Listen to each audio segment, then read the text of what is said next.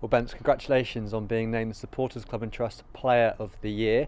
Your first thoughts on how that feels? I feel really privileged and honoured to receive the award.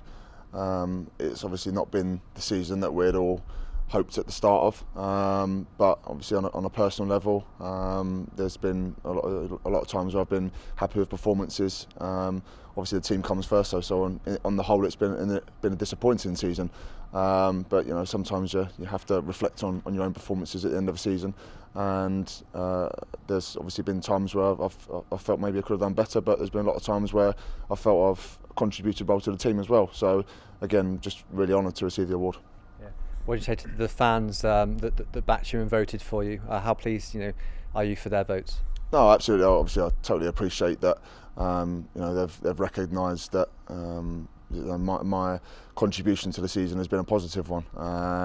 Obviously, it's a real privilege to get the vote of so many people, and I really do appreciate the people that voted and thank them a lot. For you, when looking back on the season, any personal highlights that stand out particularly?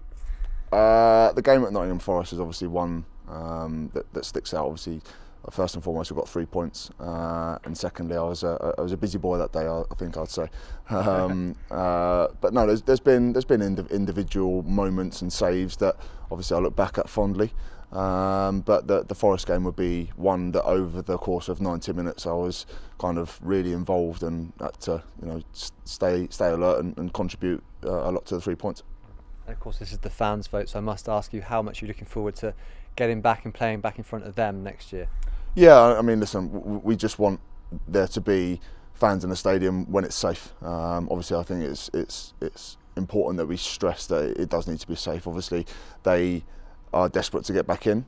We're desperate to have them back in. We want to make the cauldron that is Ashton Gate when it can be. We want that back next year. That feeling of coming to home games and when away teams come to Ashton Gate, they don't want to play there because it's a daunting place when it's at its best. So obviously we need to show and give the fans, the loyal supporters, something to shout about and make noise about, and that's our responsibility for sure.